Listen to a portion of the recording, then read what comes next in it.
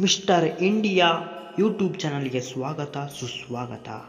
ಭಾರತದ ಸ್ವತಂತ್ರ ಸಂಗ್ರಾಮದ ಕ್ರಾಂತಿಕಾರಿ, ಬ್ರಿಟಿಷರ ನಿದ್ದೆಯಲ್ಲಿಯೂ ಕೂಡ ಭಯ ಬೀಳಿಸಿದ ಭಾರತದ ವೀರ ಭಗತ್ ಸಿಂಗ್ ಹೆಸರು ಕೇಳಿದರೆ ಸಾಕು, ಇಂದಿನ ಜನತೆಯ ಹೃದಯದಲ್ಲಿ ಯಾವಾಗಲೂ ವಾಸಿಸುತ್ತಾರೆ.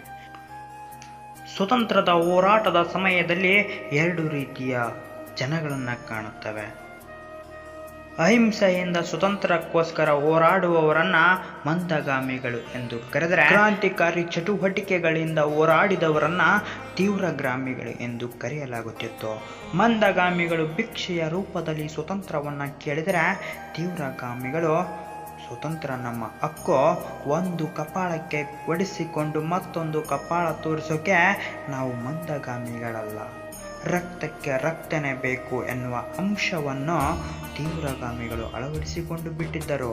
ಇದರಿಂದ ಬ್ರಿಟಿಷರು ಭಗತ್ ಸಿಂಗ್ ಎಂಬ ಪುರುಷ ಸಿಂಹವನ್ನು ಹಿಡಿಯಲು ಒಂದು ಸೈನ್ಯನೇ ಬರುತ್ತಿತ್ತು.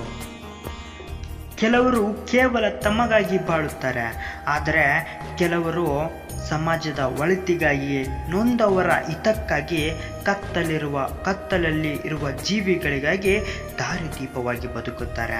ಅಂಥವರ ಸಾಲಿನಲ್ಲಿ ಭಗತ್ ಸಿಂಗ್ ಕೂಡ ಒಬ್ಬ.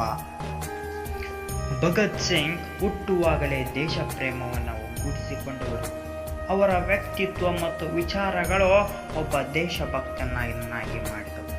ತಮ್ಮ 12ನೇ ವಯಸ್ಸಿನಲ್ಲಿ ನಡೆದ ಜಲಿಯಾನ್ ವಾಲಿಬಾಗ್ ಹತ್ಯಾಕಾಂಡವನ್ನು ಗಮನಿಸಿ ಬ್ರಿಟಿಷರನ್ನು ಭಾರತದಿಂದ ಹೊರಹಾಕಬೇಕೆಂಬುದು ಅವರ ಒಂದು ಗುರಿಯಾಗಿತ್ತು.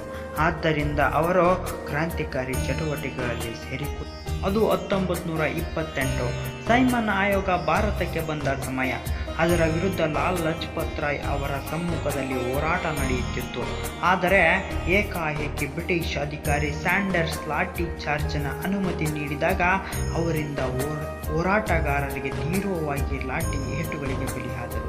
ತೀವ್ರವಾಗಿ ಪೆಟ್ಟಿನಿಂದ ಪಂಜಾಬಿನಿಂದ ಕೇಸರಿ ಎಂದೇ ಪ್ರಖ್ಯಾತರಾದ ಲಾಲ್ ಲಜಪತ್ ರಾಯ್ ಲಾಠಿ ಏಟುಗಳಿಂದ ಸಾವನ್ನು ಕೂಡ ಅಪ್ಪಿದರು. ಇದನ್ನು ಗಮನಿಸಿದ ಭಗತ್ ಸಿಂಗ್ ಹೇಗಾದರೂ ಮಾಡಿ ಬ್ರಿಟಿಷ್ ಅಧಿಕಾರಿಯನ್ನು ಕೊಲ್ಲಬೇಕು ಎಂಬುದು ಭಗತ್ ಸಿಂಗ್ನ ಮುಖ್ಯ ಗುರಿಯಾಗಿ ಬಿಟ್ಟಿತ್ತು. ತದನಂತರ ದೆಹಲಿಯ ಸಂಸತ್ ಭವನದಲ್ಲಿ ಹೊಗೆ ಬಾಂಬನ್ನು ಸಿಡಿಸಿಬಿಟ್ಟರು. ಇದರಿಂದ ವಿಚಾರಣೆ ಎಂಬ ನಾಟಕ ನಡೆದು ಅವರ ಒಂದು ಹಿಂದಿನ ಎಲ್ಲ ಚಟುವಟಿಕೆಗಳನ್ನು ತೆರೆದು ಭಗತ್ ಸಿಂಗನಿಗೆ ಗಲ್ಲು ಶಿಕ್ಷೆಯನ್ನು ವಿಧಿಸಲಾಯಿತು.